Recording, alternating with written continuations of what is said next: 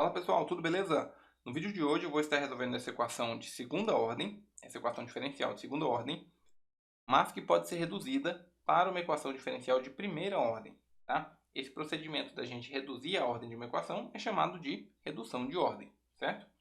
E note aqui que a gente tem apenas o y duas linhas e o y'. A gente não tem o y sem derivar, tá? E é por essa razão que a gente vai conseguir reduzir ela para uma equação de primeira ordem, mesmo sem conhecer alguma das soluções da equação previamente, ok? Se a gente já tivesse aqui, se a gente tivesse essa equação envolvendo também o y, né, que não seria essa equação, seria outra equação envolvendo também o y, para a gente resolver usando a redução de ordem, a gente já precisaria ter conhecimento de pelo menos uma das duas soluções da equação, ok? Então vamos lá. Vamos dizer então, ó, seja, a gente vai trocar y' por uma função e y duas linhas pela derivada da função que a gente trocou aqui.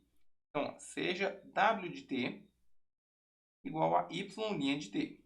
Então eu estou chamando a y' de w. Ora, se y' é igual a w, w' de t vai ser o quê? Y duas linhas de t. Agora eu vou inserir o w onde tem y' e o w' onde tem y duas linhas.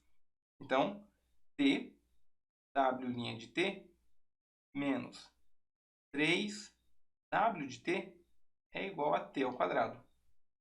Observe agora que a gente tem uma equação diferencial de primeira ordem em w, tá?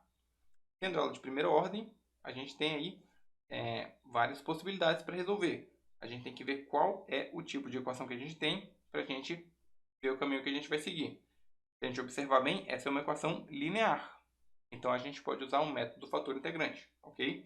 Vamos lembrar que a gente primeiro precisa colocar a equação no formato padrão, ok? Então, vamos ter aqui w' de t menos 3, vamos dividir todo mundo por t, para que o coeficiente do w' fique sendo 1, tá? Então, a gente vai ficar com 3 sobre t, w de t igual a t ao quadrado sobre t, certo?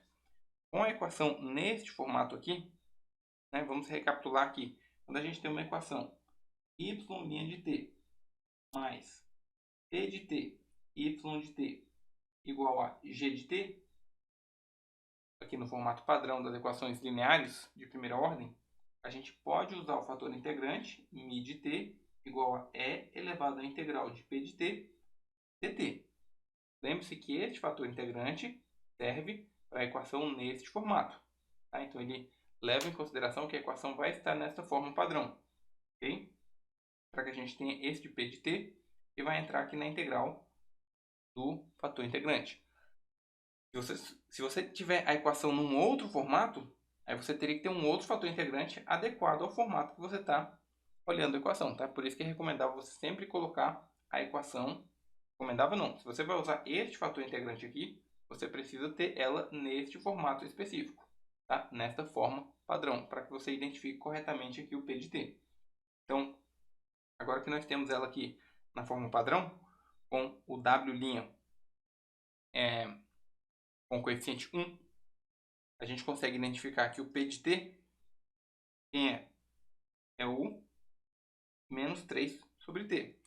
Então, para calcular o fator integrante, basta a gente fazer e elevado à integral de menos 3 sobre t dt. Essa é uma integral bem tranquila de calcular, né? Vai ficar menos 3 ln do módulo de t.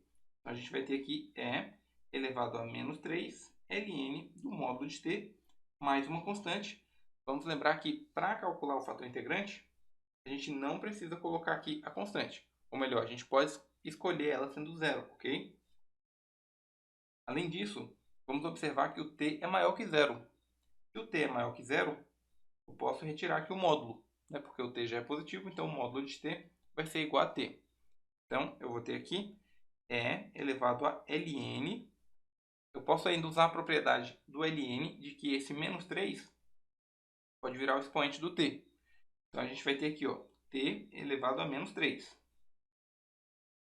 Além disso, eu posso cancelar aqui o e com o ln, que são funções inversas.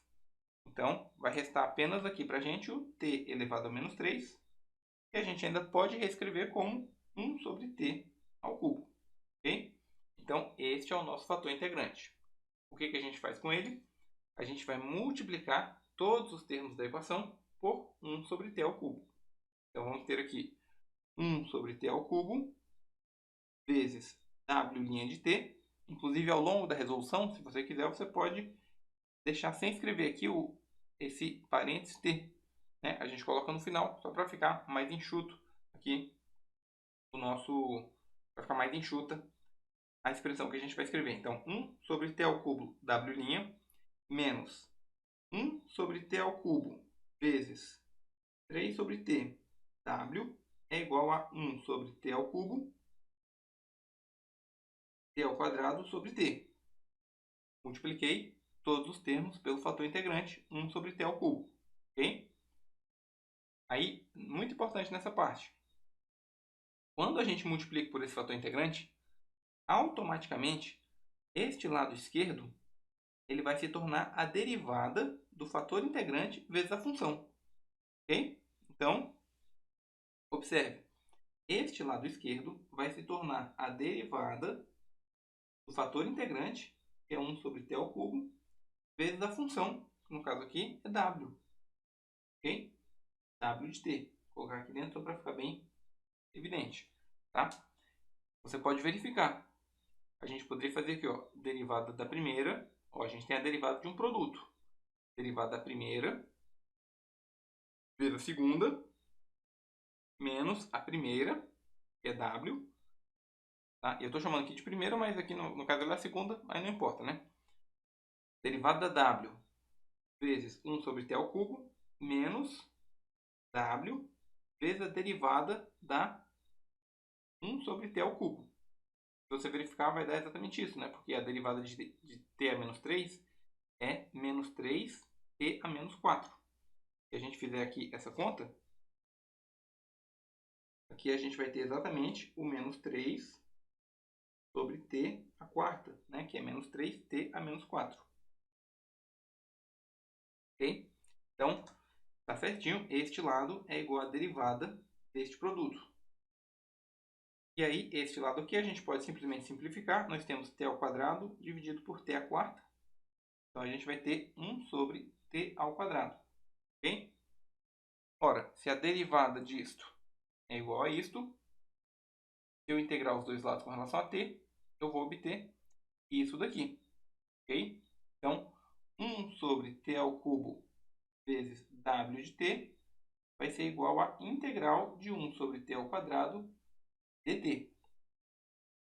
A gente pode colocar a constante no final, né? Porque a constante arbitrária vai valer já para as duas integrais que a gente fez, né? Essa integral aqui e a integral aqui do lado direito. Tá? Qual é a integral de 1 sobre t ao quadrado? Essa é uma integral bem tranquila da gente fazer. Basta a gente reescrever aqui como t a menos 2. Né? Então, a gente vai ter aqui 1 sobre t ao cubo vezes w de t é igual a integral de t a menos 2 dt, que vai ficar t a menos 1 sobre menos 1, ou seja, menos 1 sobre t.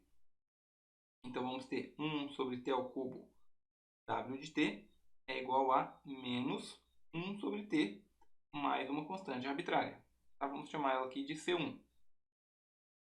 Ora, se isso tudo é igual a t, 1 sobre t ao cubo w, basta a gente agora multiplicar os dois lados por t ao cubo. Assim a gente vai descobrir quem é w.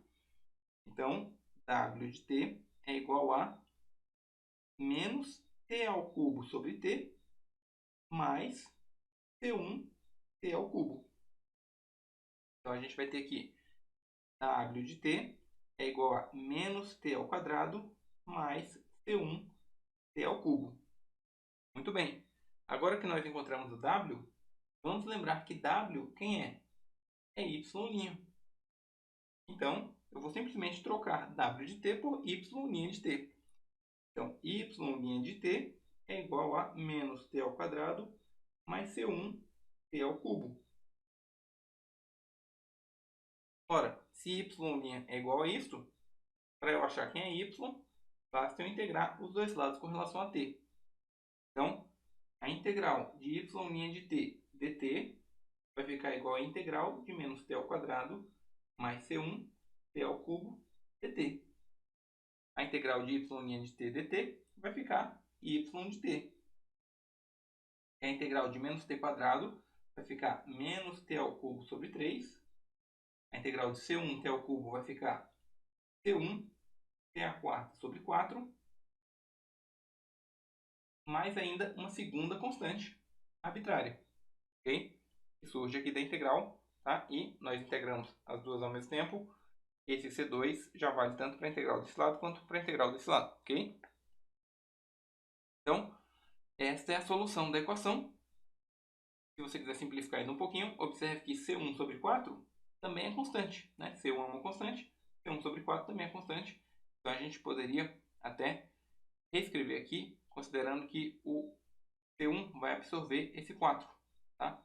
Então, a gente pode escrever aqui a fórmula y de t igual a menos t ao cubo sobre 3 mais C1, vou colocar aqui C3, né?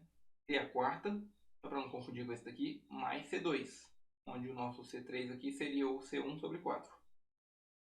Tá? Você pode deixar nesse formato se você quiser, mas como C1 dividido por 4 também é constante, a gente pode ainda trocar por uma outra constante, ok?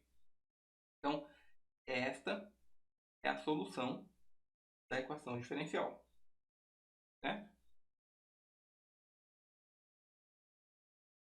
É isso. Se você gostou desse vídeo, já deixa aí o gostei. Se inscreva no canal se ainda não for inscrito. Se ficou com alguma dúvida, coloque aí no comentário e compartilhe com seus amigos que também estão aprendendo cálculo para que eles possam aprender também. Um forte abraço e até o próximo vídeo.